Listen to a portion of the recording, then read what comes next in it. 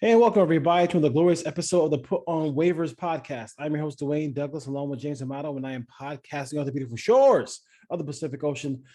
Nice crisp morning here, got the winter chill in November for Southern California. If we have a winter chill. My partner is James Amato. He's podcasting on the beautiful shores of the Atlantic Ocean. James, how you doing today?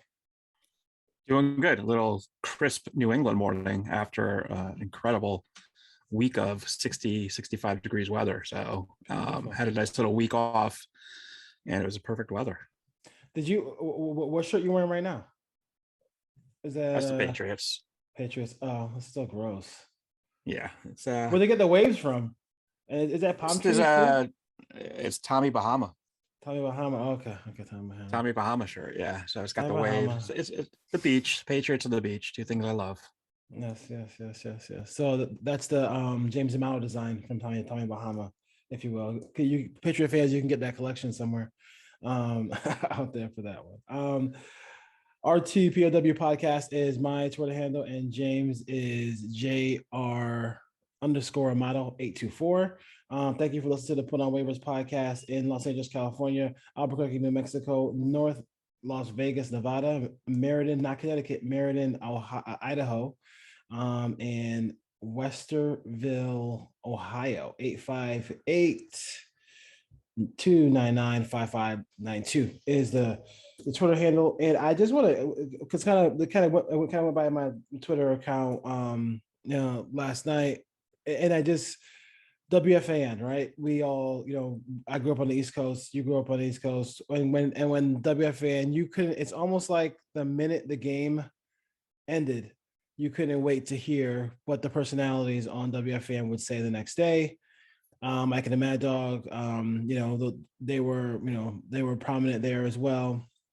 And Joe and Evan kind of came in a little bit after when they were there too as well. Especially when the Jets had lost, it was always fun to hear that. But Steve Summers is hanging up the microphone, right? This is upcoming week is his last upcoming show. Tomorrow night is gonna be his last show.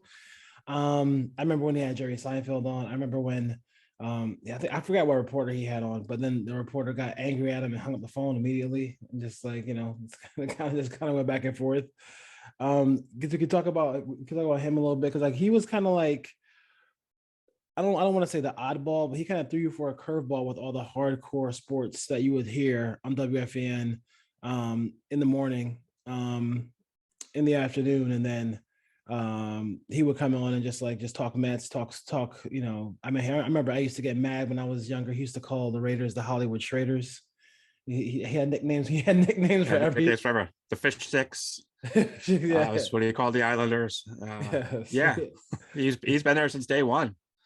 So 34 years with the station. 34 years with the station, and just a lot of fun moments with Steve Summers as well too. So whatever his next adventure is, holler out to him. But that's really kind of like it gave you balance to your sports talk. Like in New York, I thought he still was a fan. He still took it seriously, but he added a little fun element to it, and that was kind of that's what made him different and stand out on the station. It was cool. It was always cool to listen to him talk. Yeah, you can find him on YouTube from when he was a sportscaster for a San Francisco TV station, with some pretty funny material even back then in the early 80s and late 70s.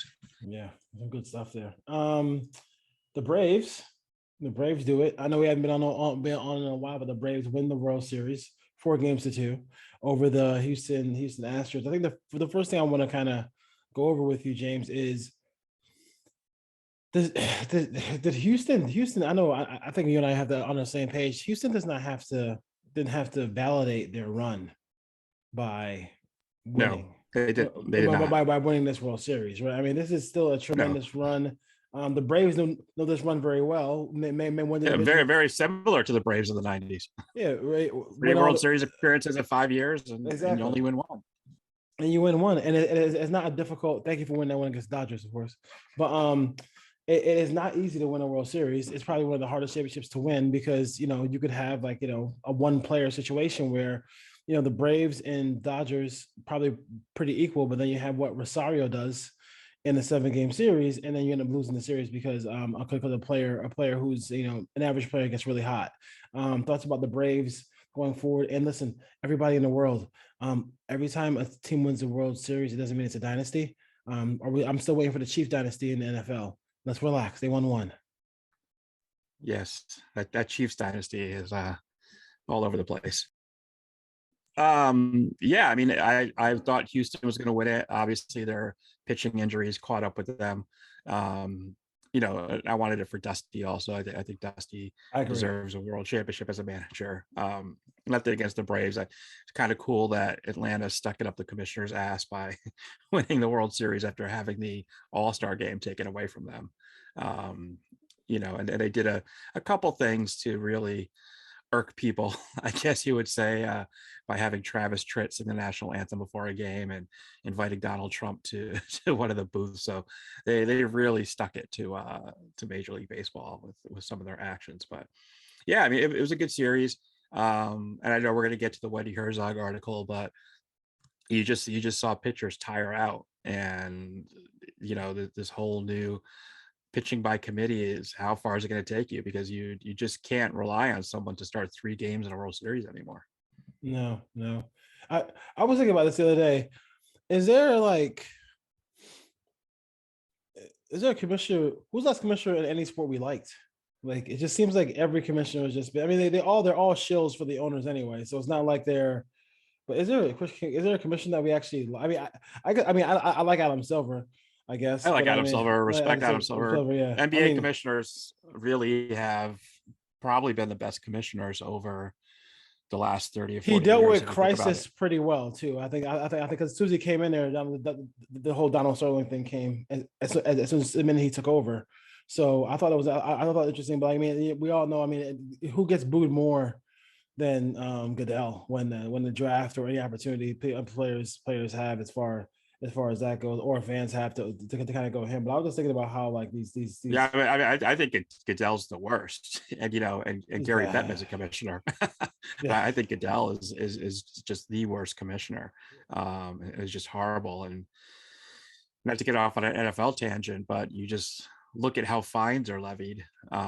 You can get fined $25,000 for not having your shirt untucked. But 14,000 if you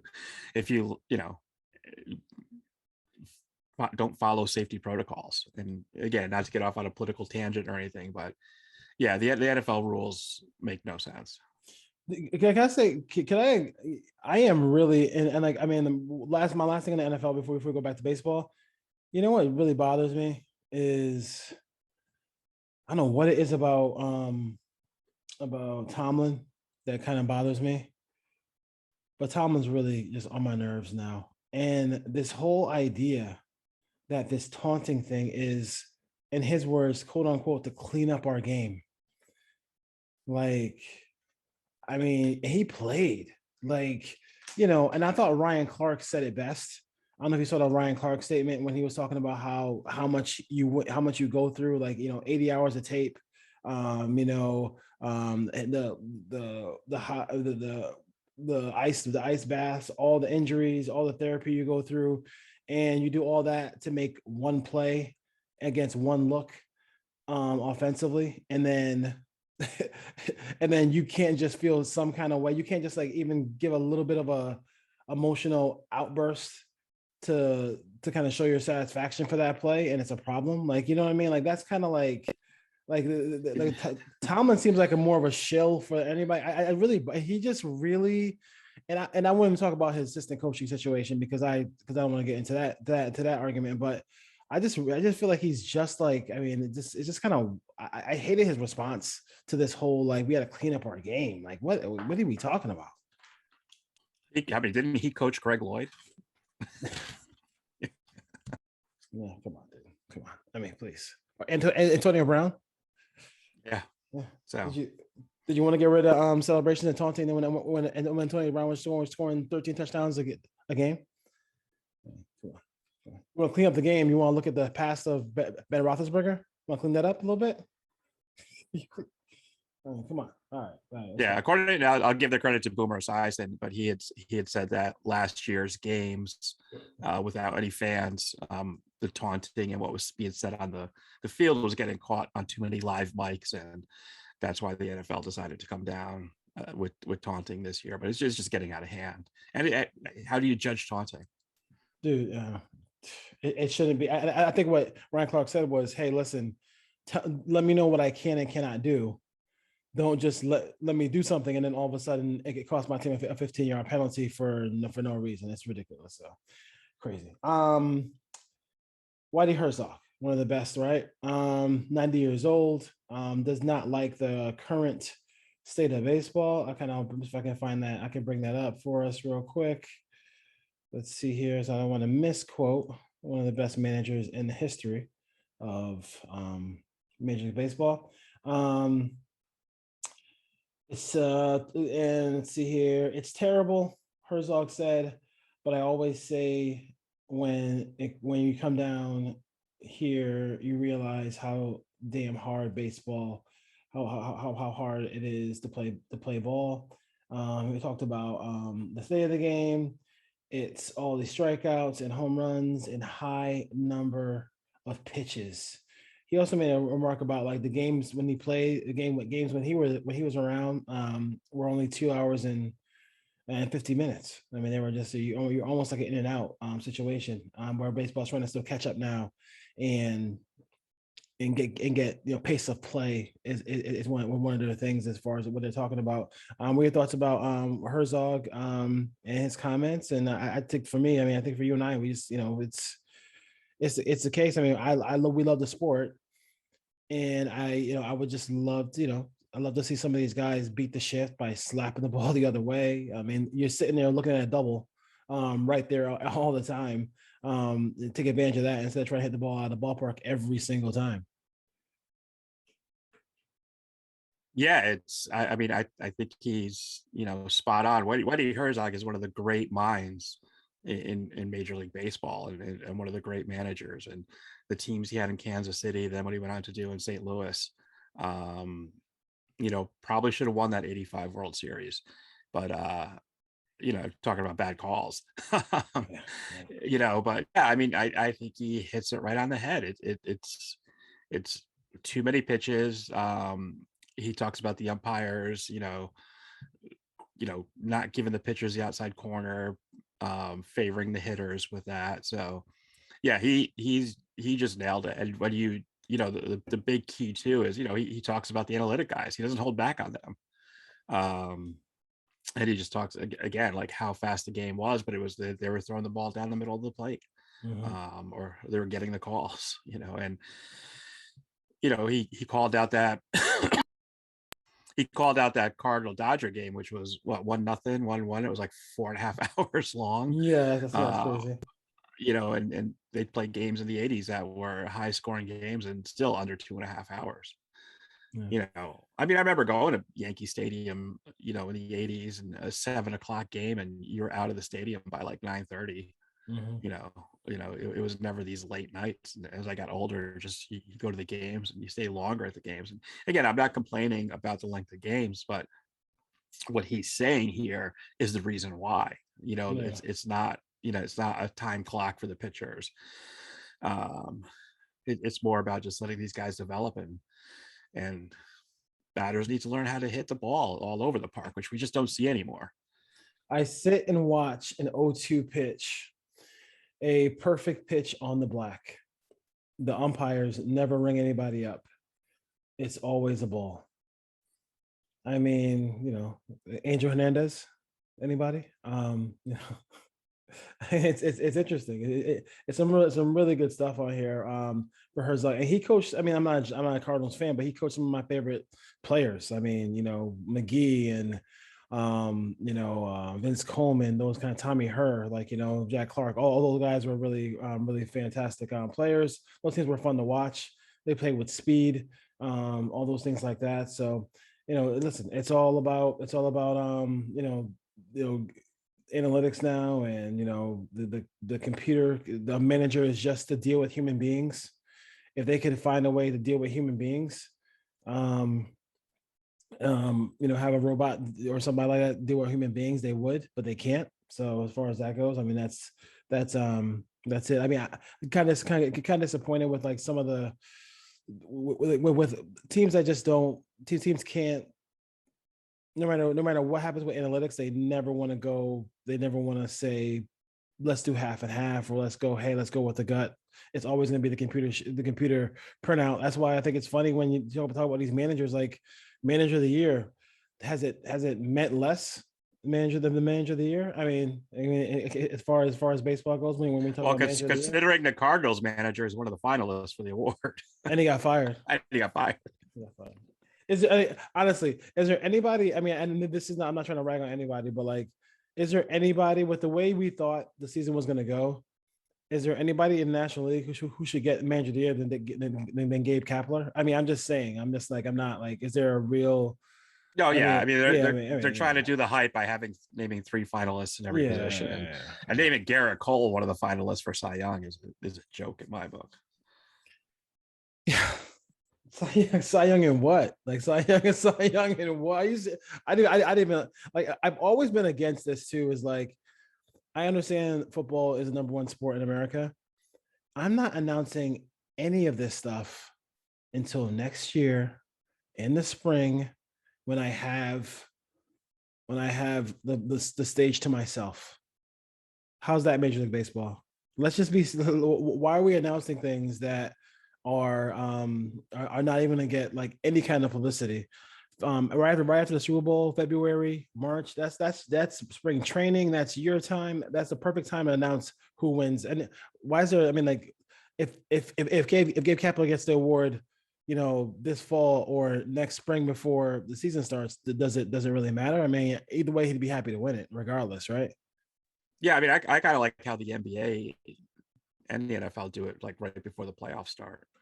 Oh, that's nice. I do. Yeah, I and, agree. and the NBA does it during the playoffs. So maybe Major League Baseball can do something like that. But yeah, it's weird how they do it.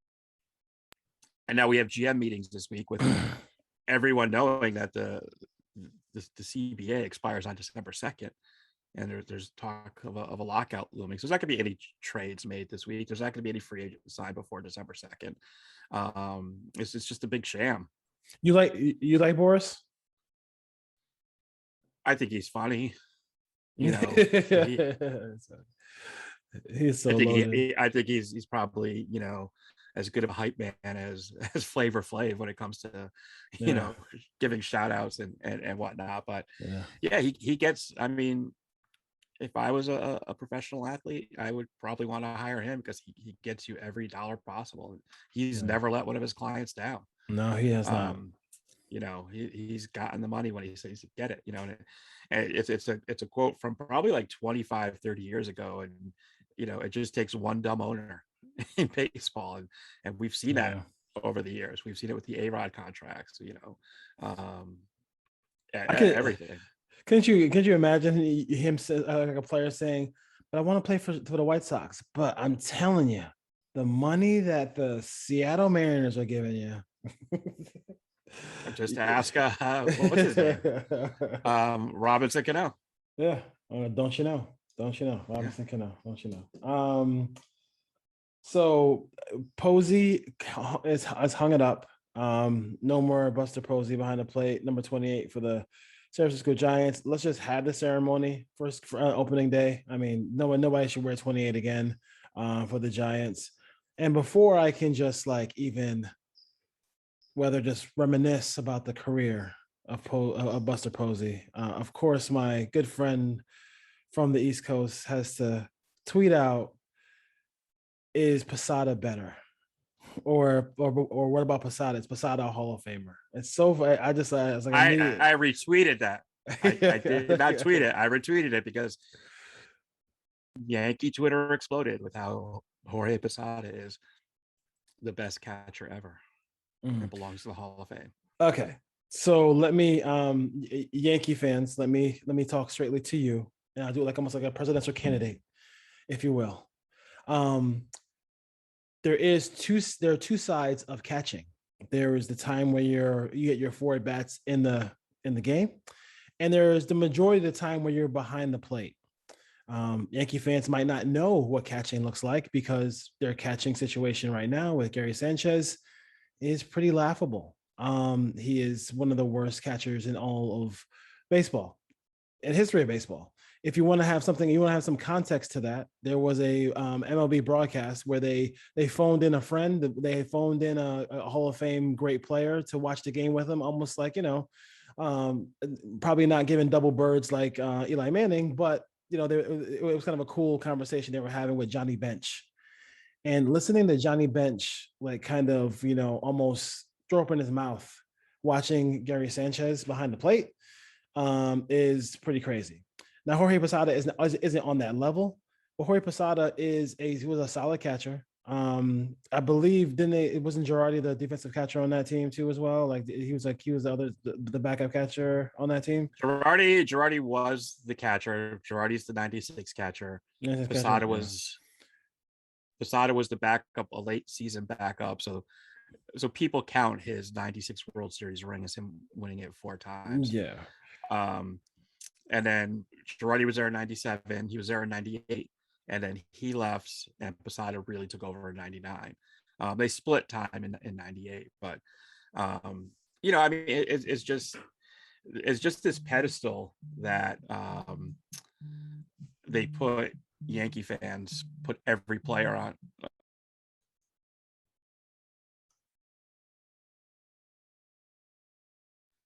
Okay. Yeah, Yankee fans just take a player and put him onto this pedestal, everybody. And no respect to other players. And one of the most disrespectful thing was, one of the Giant fans had called out that all his achievements and said he was comeback player of the year. And the Yankee fan replied, well, that's because you win comeback player of the year because you sucked the year before. No, he almost lost his ankle the year before. And he came back to an MVP. There is no baseball outside of Yankee Stadium for Yankee fans. Yeah, for Yankee fans, and not to mention at Posada stats, I think he had 6 more seasons. Yes. Over Posey, but yeah, Buster Posey is one of the National League's best players in his time, and MVP award, 3 World Series, batting title. It's just all there. And Posada has none of those. He has the rings, and I think he won a Silver Slugger award one time. But like, you can't compare the 2 careers. No, and I think also, how many playoff not no hitters, but how many playoff shutouts did he catch? Did he call? His enemies. You see what Clayton Kershaw said about him? Like that says a lot right there. Like when your enemies say like Jesus Lord, and also Posada was on a team that was pretty much compiled of a lot of a lot of really great a lot of really good players on that team. Posey was the guy. And defensively, he was just incredible. And like my favorite thing about Posey is like you've seen it before. How badass is it when it's when he does that called third strike thing where he just catches it and walks away? He just walks away from the plate. He dares the umpire to call that a ball, and he just walks away off the plate. And the umpire has come with the late strikeout call after that. Yeah, Posey was 300 hitter in the playoffs. Catching behind the plate. I mean, listen. And don't forget Posada's breakdown when he was moved down in the lineup and then was made DH. He went off on Girardi in the press, and it was very demonstrative in the clubhouse when that lineup posted. Yeah, Posey was, and he blamed Girardi for doing it because Posada replaced him. And it's something with Girardi not getting along with New York Yankee catchers and hurting their feelings. Yes, Girardi, and because Girardi actually has standards for catching. That's the problem. That's a problem for Yankee fans. He has standards for that. But yeah, I mean, listen, good player. I'll never forget that. Well, I think he had a double in the World Series, and that you can, and when he's at that scene where he's at second base and he's pumping his fist. I mean, I was, I was feeling that. I wasn't even a Yankee fan. I mean, you can feel the emotion there as well. But from day one, Posey has been the standard bearer here in Yachty. in the National League. They've been fantastic. And Posey's something else. He's a great player. He's gonna be missed. Wasn't surprising to me because he did sit out. He sat out the COVID year, came back. I think this year was a kind of a dream season for the Giants. They couldn't get it done in the playoffs. Lost a tough 5-game series to the Dodgers, but yeah, Posey was something else as far as that goes. Did you see the Eternals? No, I didn't. I don't right now. I don't have a desire to see it. Just based on the feedback I'm hearing. Yeah. Yeah. I would say so we can skip that. We'll skip that segment for right now. But yeah, it's. Well, I could tell you, I'll give my 2 cents about it, but it was pretty bad. NBA. Oh, you saw it? I saw it, and it was I need that time back in my life, and I can't get it. NBA now, the Ben Simmons saga. The Ben Simmons saga is so bad right now that he might get traded to the Celtics, like for Jaylen Brown. Like the Sixers and the Celtics are actually considering a deal.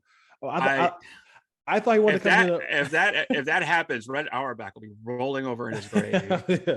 If the Sixers and Celtics make a trade. Somebody wake up Dr. J, tell him that the Sixers and Celtics made a trade. He's gonna spill his coffee all over his fine suit over there. It's really, to me, it's just like here's the thing. I know he posts a lot of videos on Instagram and all that stuff like that. And there's a video of him and Rajon Rondo just shooting threes, coming off picks. I'm not sure why he didn't take those threes in the game, but he doesn't. He wouldn't even take a layup in the playoffs. You remember that? Like he had it under basket and passed the ball there. And Joel Embiid is becoming one of my favorite players because he has embraced Philly. He has embraced that team. He's playing through a torn meniscus in that playoff run. He's playing as well as he can now. For the Sixers as well. So good for him. He's become the leader of that team. And they're 8-4. Good start for them right now. Decent start. They're kind of struggling in their division, 0-3. But thoughts about Simmons, because the situation is just. I mean, like he's not. It's ridiculous. It's ridiculous. I mean, it's what he's pulling off, how he's going about it. But you know what? Kudos to Joel Embiid. I'm glad you brought that up because he holds his teammates accountable, and he won't say nothing about Simmons. Yeah. He, after the season last year, he shared his thoughts about Simmons and how he has to step his game up. But it's not like the Nets players who are, defending or saying nice things about Kyrie Irving. He's just like, Simmons isn't here. I have nothing to say about him. I'll talk about the players who are here. Yep, exactly. And it's almost like a Parcells line, right? Like the old school. I'll let you know when she's ready. Like like when talking about Terry Glenn, which if you imagine him saying that now, that'd be kind of hilarious. Oh, he'd be but but as far as that goes, I mean, I really feel like that's like, I mean, that's kind of a cool thing. I listen. I'm not sure they can win it. I'm not sure if they can. If they don't add another player, I'm not sure if they can win it without him. But right now they're holding their own. The East is a little topsy-turvy here. The Bulls might finally be back. I mean, that team is really young and exciting to watch play. As far as that goes, Brooklyn's there. The Heat played a great game with the Lakers last night. You got Milwaukee there as well. So should be really fun there. Out west, the Warriors look incredible. They really do look good. The other night, Steph Curry, I mean, my Lord, 50 points. Like I really don't know. Like even in the old school era, like what would you do with Steph Curry? Like what would you, I mean, he's taking like logo threes. I know. What could you do? I mean, I don't know what. I would love to go back, bring him back in time and see what, maybe what the, Chuck Daly and the Pistons would do with him. Because it's just really difficult to cover somebody as good as Steph Curry. Yeah. And just imagine what they're going to be when Klay Thompson gets back. I mean, they're doing this without Klay Thompson. I know. So I know. They're going to be tough. They're going to be tough. They're going to be tough to beat as far as that goes. What's funny? A little sprinkling, a little NHL real quick. What team I'm seeing a lot of their merchandise out here, people wearing Kraken. A lot of people are wearing the Kraken, are wearing the Kraken Yeah. stuff out Well, here. they did a really good job with their uniforms and their designs. I mean, they put a lot of thought into that. Yeah. Probably one of my top NHL jerseys is their blue one. But what they did with the logos, I think they have a much stronger uniform presence than the Vegas Golden Knights did. I like the everything the Kraken did about their uniforms and everything, and they're going a different route than the Golden Knights. They want to slowly build into a contender team instead of going overboard. But yeah, the Kraken merchandise is moving. Yeah, It's usually sold out on a lot of the websites I visit. no question about it. No question about it. I would say let's roll to the Eternals. I know you didn't see it, but this is Marvel's Eternals suffers the worst box office in the history of MCU. So what I like about this though is letting you know that you can't just throw anything on the screen and put the little Marvel, little thing in front of it, and if it starts to start the movie, and then everything's all good. I respect that. I respect that the fans are have done that. They have not said, "Hey, you can just put whatever you want, and then we're going to go ahead and consume it." And as somebody who's seen it, I apologize for my comments on Captain Marvel, because this is by far, in a way, not even close, the worst. It was terrible. The lead character, the actress who played Cersei, horrible. Like, it was bad. It was one of the worst introductions of characters into this universe that I've ever seen in my entire life. It's not even close. This is by I don't know what you think the worst Marvel movie was before this, but it is Schindler's List. It is Godfather compared to this movie. I mean, this movie is so bad.